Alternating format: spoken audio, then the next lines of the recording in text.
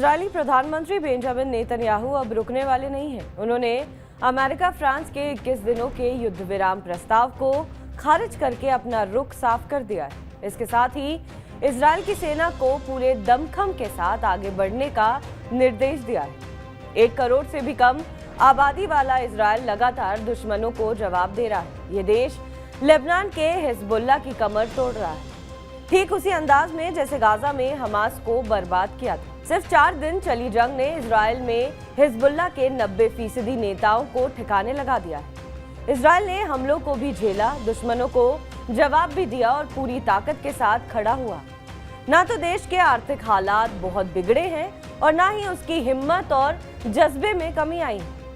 सवाल उठता है कि आखिर इजरायल के पास ऐसा कौन सा अलादीन का चिराग है जो उसे मजबूती से दे रहा है। इस सवाल का जवाब मिलता है इजरायल के आर्थिक ढांचे से। इजरायल में डायमंड एक्सपोर्ट का कारोबार उसकी रीढ़ से कम नहीं है। डायमंड का कारोबार उसे दुनिया भर से मोटी रकम दिला रहा है। ये रकम इतनी ज्यादा है कि जंग के बाद ये मजबूती से खड़ा है। इजरायल कई चीजों से कमाई कर रहा है। इसमें मैन्युफैक्चरिंग, ऑयल, माइनिंग, हथियार और लेबर फोर्स शामिल है। इजरायल अपनी जीडीपी का 40% कमाई सामान निर्यात करके कमाता है। एक्सपोर्ट में सबसे ऊपर है डायमंड। अमेरिका, चीन, आयरलैंड और ब्रिटेन उन देशों में शामिल हैं जो इजरायल से चीजें खरीदते हैं और एक मोटी कीमत चुकाते हैं। इजरायल में दुनिया की सबसे बड़ी डायमंड कटिंग और पॉलिशिंग इंडस्ट्री है। ये इसकी कमाई का सबसे बड़ा सोर्स है जो इसकी ताकत बनाया हुआ है। जंग के दौर में भी इजरायल ने हमास और हिजबुल्लाह के हमलों से देश की अर्थव्यवस्था को बचाने की पूरी कोशिश में जुटा हुआ है और सफल भी हुआ।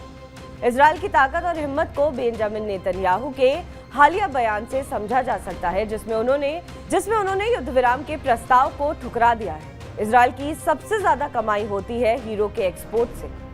इजरायल से एक्सपोर्ट होने वाली कुल चीजों में 25% हिस्सा डायमंड है। इजरायल वो देश है जो पॉलिश किए गए हीरो का निर्यात करने में सबसे अव्वल है। इसके अलावा कच्चे हीरे यानी रॉ डायमंड के व्यापार का केंद्र है। हर साल दुनिया भर में कच्चे हीरे का उत्पादन करीब 1/3 हिस्सा इजरायल डायमंड एक्सचेंज में आयात किया जाता है। इसके बाद इसे पॉलिश करके दुनिया भर में एक्सपोर्ट किया जाता है।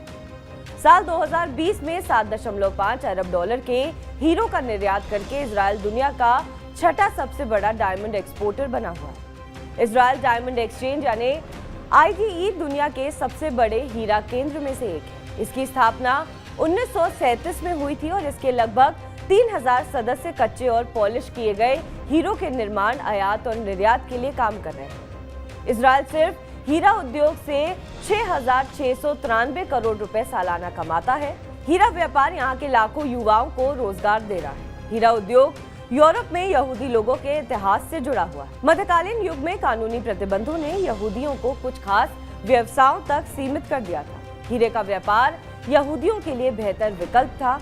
धीरे धीरे हीरे का व्यापार यहूदियों के बीच एक लोकप्रिय व्यवसाय बन गया। इजरायल का उद्योग 1930 के दशक में उद्यमी अप्रवासियों के साथ शुरू हुआ जो बेल्जियम से व्यापार की सूझबूझ और स्किल लेकर आए थे। 1940 तक नेतन्या और तेल अवीव में मुट्ठी भर कारखाने चल रहे थे और 1937 में पहले फिलिस्तीन डायमंड क्लब और फिर नाम से इजरायल डायमंड एक्सचेंज का गठन किया गया।